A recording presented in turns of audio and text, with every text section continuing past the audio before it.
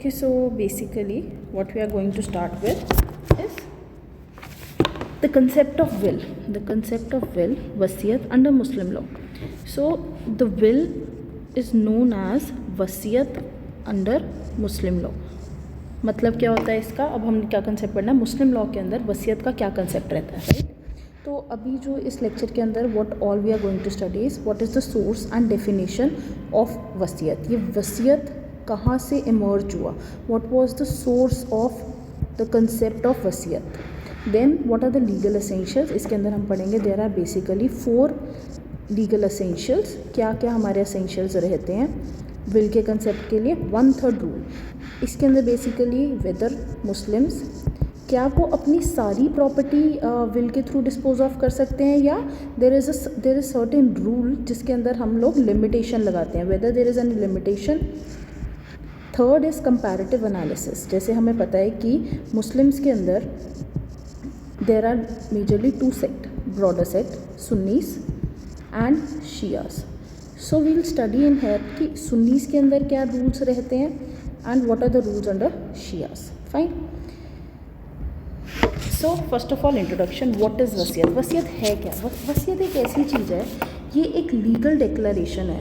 It is a legal declaration made by a Muslim testator. Testator मतलब इसको हम testator भी बोल सकते हैं, हम इसको लेगेटर भी बोल सकते हैं। ये एक डिक्लेरेशन है, लीगल डिक्लेरेशन है जो एक टेस्टेटर एक लेगेटी के फेवर में क्रिएट करता है। किसके फेवर में क्रिएट करता है? एक लेगेटी के फेवर में क्रिएट करता है। जस्ट अ सेकेंड, ये एक लेगेटी के फेवर में क्रिएट करता है एंड इसमें क्या करता है वो अपनी property that is basically the subject matter वो उसके नाम पे कर रहा है। एक subject matter which can be any property, ठीक है, it can be any property, वो उस लेगेटी के नाम पे कर रहा है। फाइन। और अब ये क्या है विल का concept, we already know it is after death. It is after death. अगर मैं यहाँ से पढ़ के देखूँ वसीयत, it is a legal declaration by a Muslim testator which determines how their property up to 1/3 should be distributed after their death. ठीक है, तो ये जो हमें पता है कि लिमिटेशन कितनी है 1/3, इसको भी एक्सप्लेन करूँगी। अभी हम थोड़ा सा बेसिक ही समझ रहे हैं, तो एक बार विल का कंसेप्ट समझते हैं। अब इसके अंदर वो क्या चीज़ बात कर रहे हैं, it is declared lawful in Quran. As we know कि हमारे पास मुस्लिम लॉ के अंदर सोर्सेज की अगर मैं बात करूं तो सोर्सेज को मैं primary sources and secondary sources के अंदर डिस्ट्रीब्यूट कर सकती हूँ। एंड प्राइमरी सोर्स में हमारे पास सबसे सुप्रीम सोर्स आता है कुरान का। ठीक है, हम क्या बोल रहे हैं कि ये जो वसीयत एज अ कंसेप्ट है it is declared lawful in Quran. ठीक है, लेकिन ये याद रखना कुरान के अंदर सिर्फ हमने विल को एज अ कंसेप्ट को लॉफुल बनाया है। ये जो 1/3 वाली थ्योरी है हमारे पास, दिस 1/3 थ्योरी, ये हमें कुरान ने नहीं दी। It is not given to us by Quran. ये स्पेसिफिक 1/3 लिमिट जो है ये हमारे को प्रॉफिट के हदीस से आया। हम लोगों को पता है कि कुरान के बाद हमारे पास as a source of law is sunnah या हदीस, राइट। तो ये जो 1/3 का रूल है इट इज़ फ्रॉम द हदीस ऑफ प्रॉफिट मोहम्मद। ये हमें पता है प्रॉफिट मोहम्मद के हदीस से आया है। ठीक है, it allow support for non hairs, example orphan grand children, charities, appointment of guardians and clarification of death. ये इसका पर्पस क्या है हमारे पास ये वसीयत का, कि अब हमने ये चीज़ डिसाइड करी कि थ्रू इनहेरिटेंस तो हमारे लीगल हेयर्स के पास प्रॉपर्टी जाएगी, तो हम अगर विल के थ्रू किसी ऑर्फन लोगों को, हम कोई चैरिटी को रिलीजियस पर्पस की वजह से अगर अपनी प्रॉपर्टी को डिवॉल्व कर सकते हैं तो हम क्यों ना वो प्रॉपर्टी को डिवॉल्व करें। ठीक है, then just a second, okay. अब स्टोरी क्या है बेसिकली, ये हमारे पास कहाँ से वसीयत का कंसेप्ट आया।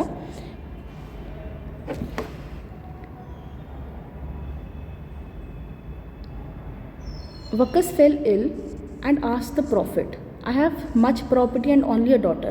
Shall I bequeath 2/3 as a charity? तो प्रॉफिट ने कहा no. Then he asked why. Basically he asked then why not half property can I give in through wasiyat? Then prophet said no, not even half.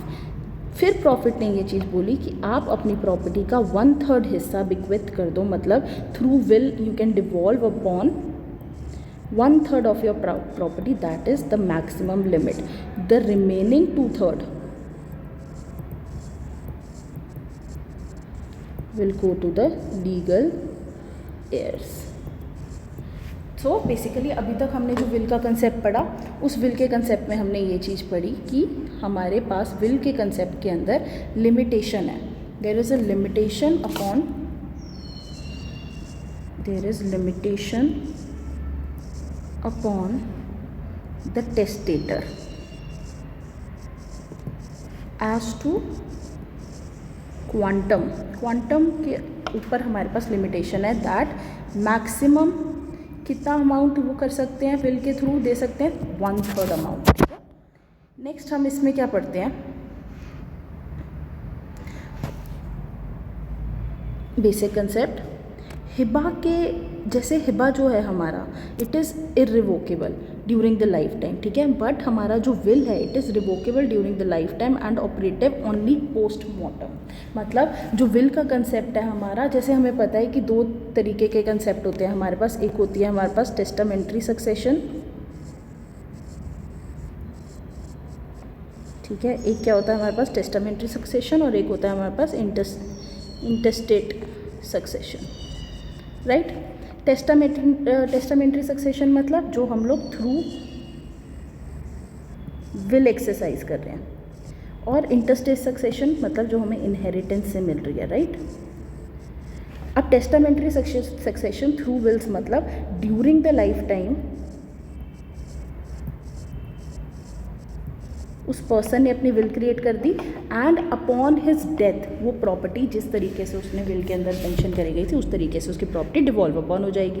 And interstate succession is अगर कोई person without any will या without any document कुछ मर जाता है या death हो जाती है उस पर्टिकुलर पर्सन की, तो उसकी जो प्रॉपर्टी है वो इनहेरिटेंस के थ्रू इंटरस्टेट सक्सेशन के थ्रू वो डिवॉल्व अपॉन हो जाएगी. मतलब जितने उसके लीगल हेयर हैं, जो प्रपोर्शन उस अकॉर्डिंग डिसाइड हुआ है उस अकॉर्डिंग हम अपनी प्रॉपर्टी डिवॉल्व अपॉन कर देंगे. राइट.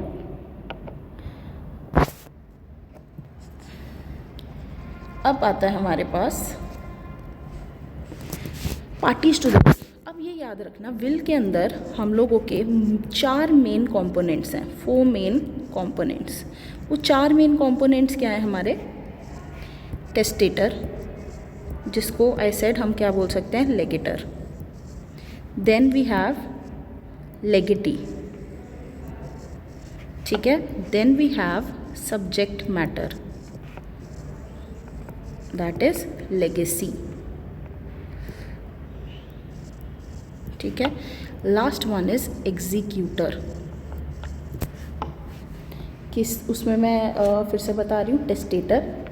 ये जो टेस्टेटर है ये अपनी प्रॉपर्टी किसको दे रहा है, लेगेटी को दे रहा है. और जो ये प्रॉपर्टी दे रहा है उसको हम क्या बोल रहे हैं, लेगेसी. राइट. और किसके थ्रू करवा रहा है, जो हेल्प करेगा हमारी उस चीज़ के अंदर, उसको क्या बोल रहे हैं हम लोग, एग्जीक्यूटर. अब इसके अंदर इनके टर्म्स थोड़े से डिफरेंट हैं.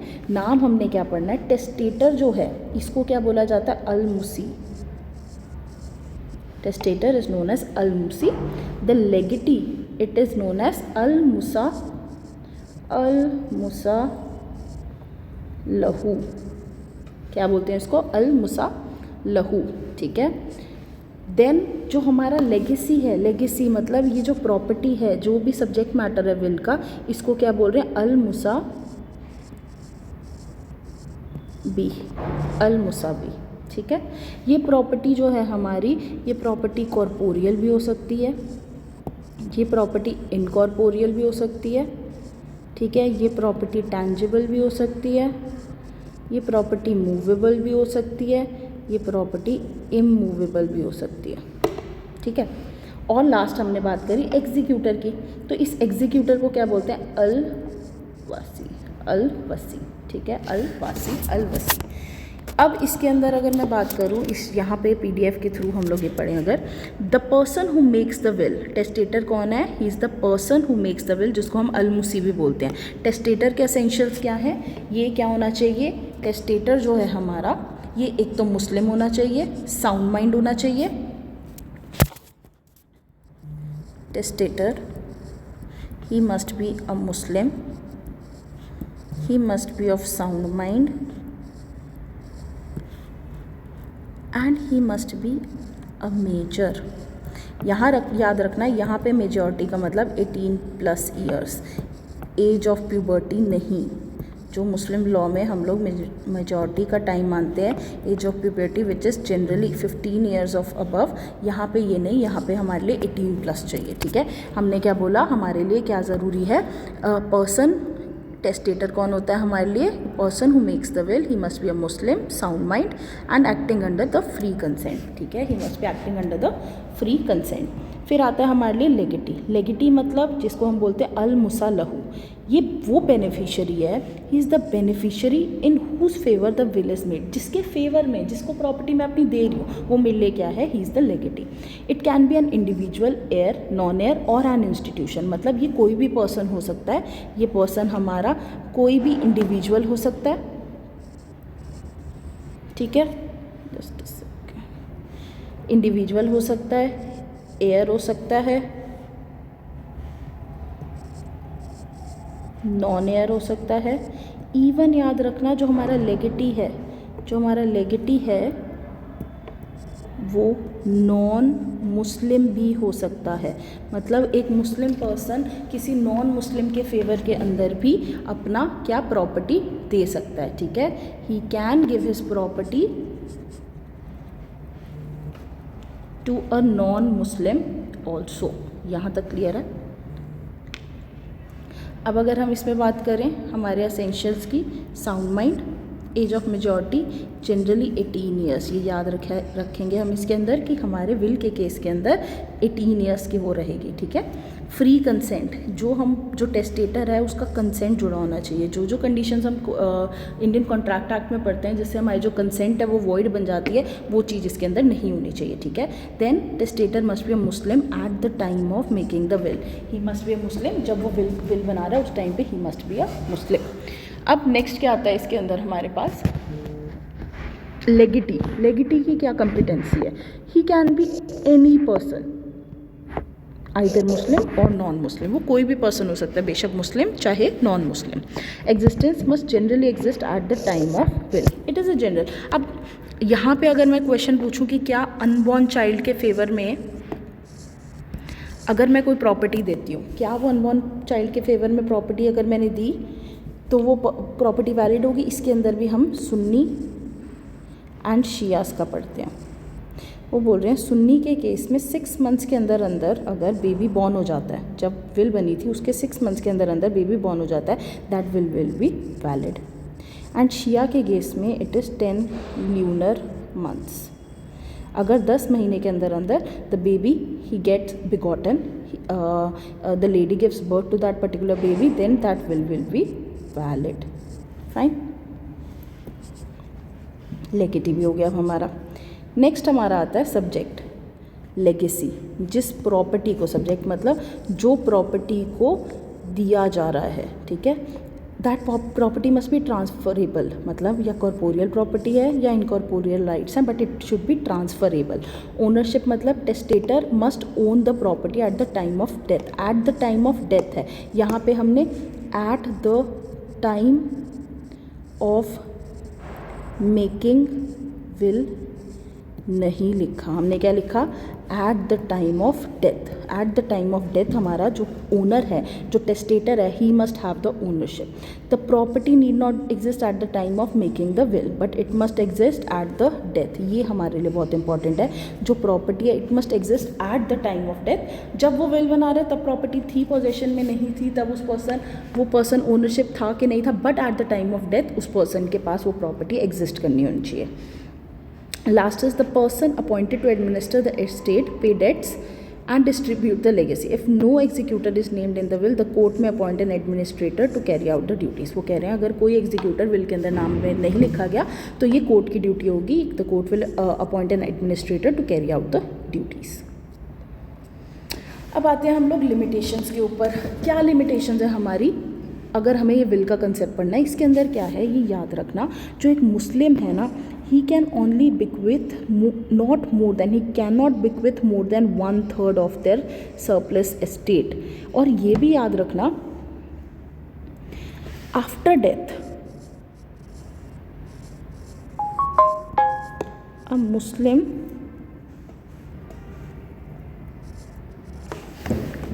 has 4 duties which needs to be performed.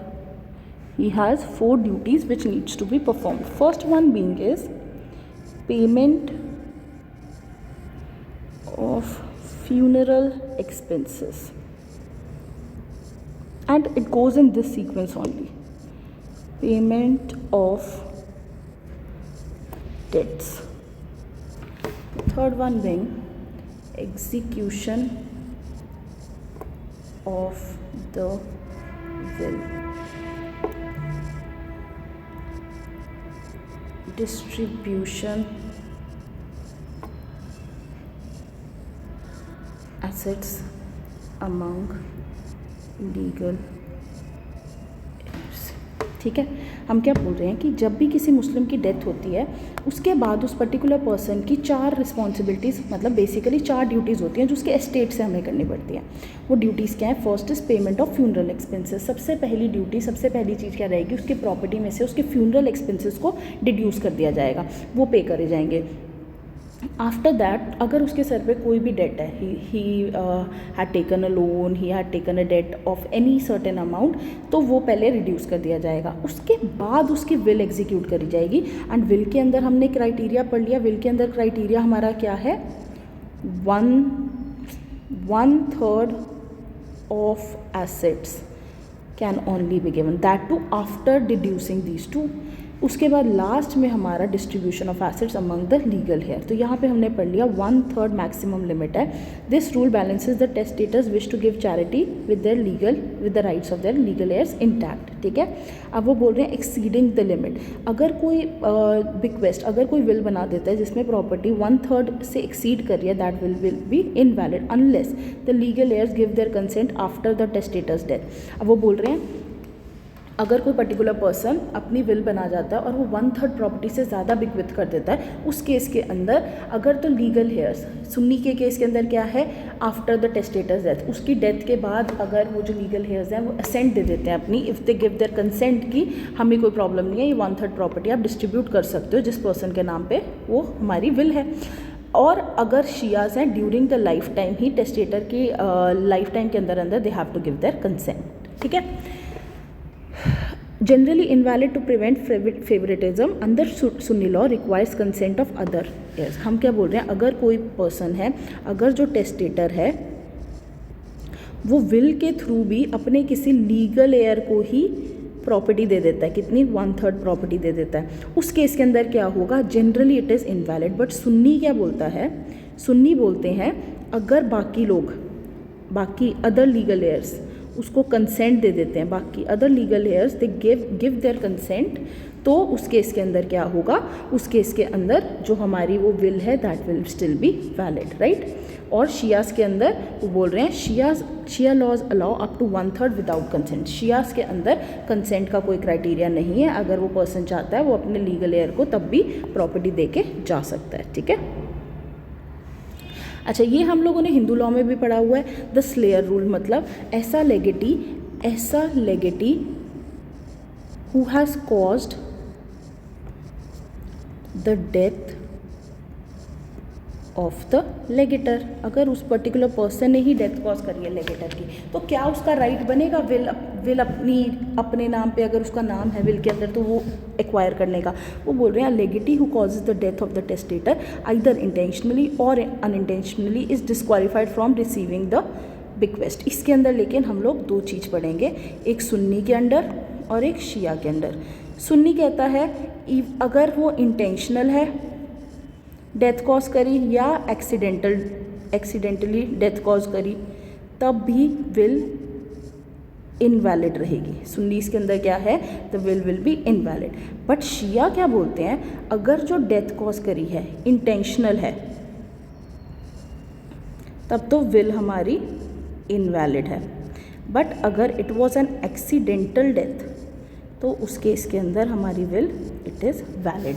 ठीक है, तब उस केस के अंदर हमारी जो विल होगी that will be a valid will.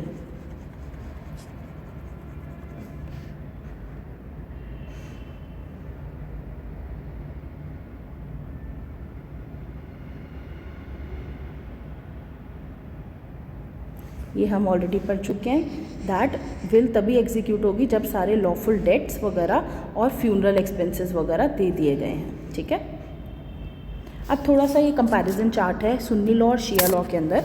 वो कह रहे हैं कि अगर बिक्वेस्ट करी गई है अपने हायर मतलब लीगल हेयर को ही दे दिया गया है, सुन्नी कह रहा है it is invalid unless other give their consent after death. ये याद रखना, डिस्टिंग्विशिंग पॉइंट क्या, आफ्टर डेथ। और शिया के अंदर क्या है, it is valid up to 1/3 without any consent. हमें इसकी कंसेंट की नीड नहीं है, अगर इसे एक्सेस में देते हैं तो कंसेंट की नीड है। Next is timing of consent. इसके अंदर सुन्नी लॉ के अंदर ये याद रखना, ये सुन्नी है शिया। सुन्नी लॉ के अंदर क्या है, ये consent after the death of the testator दी होनी चाहिए। एंड शिया लॉ के अंदर it can be given during the lifetime और आफ्टर डेथ, ठीक है।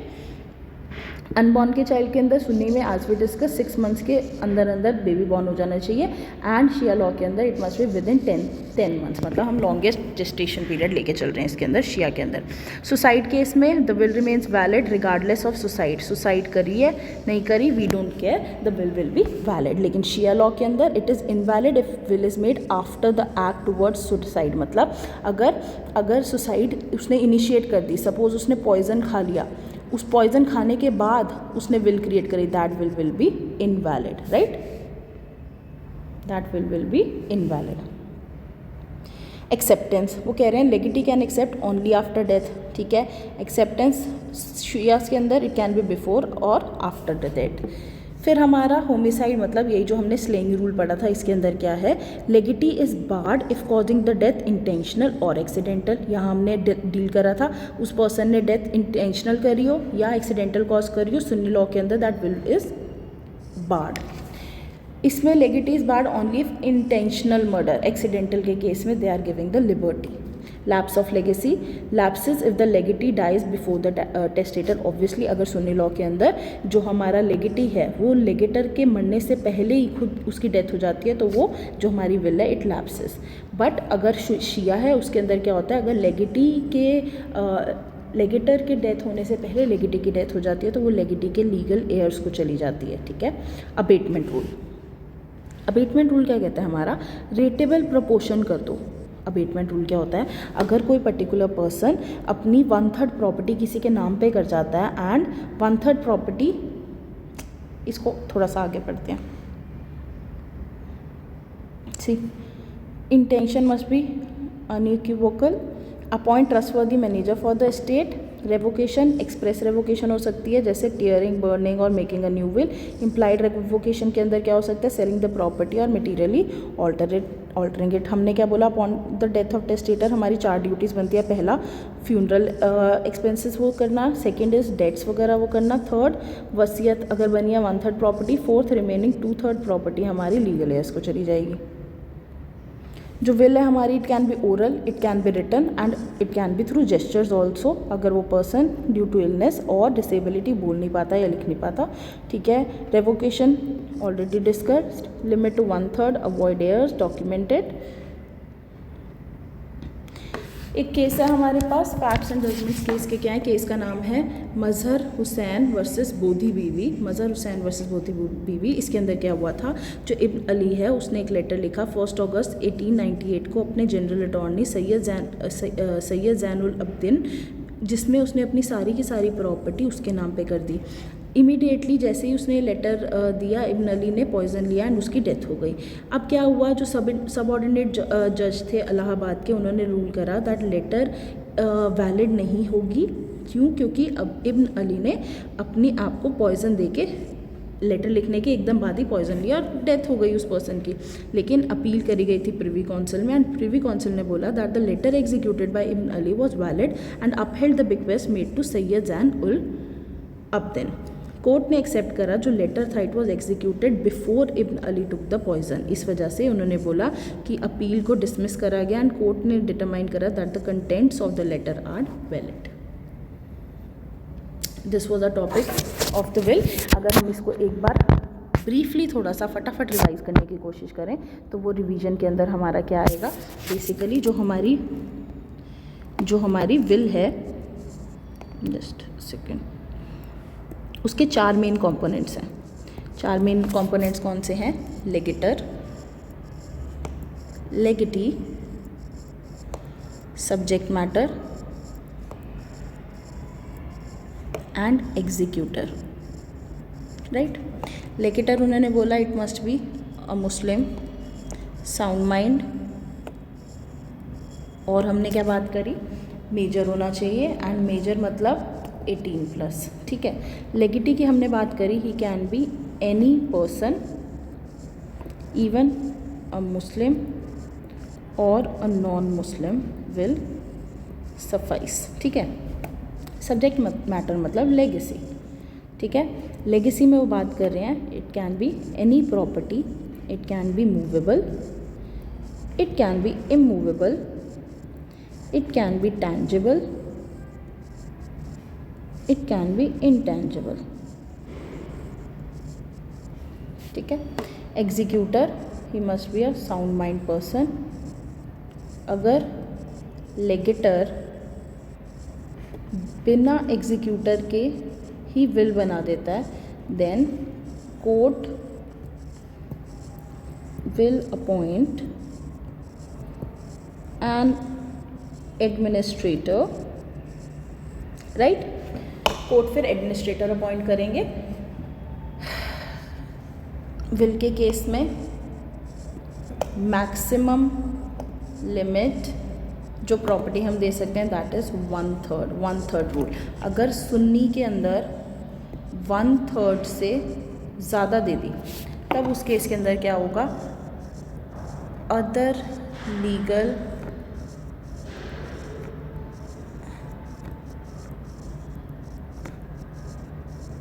their consent. So thank you everybody. I'll meet you tomorrow.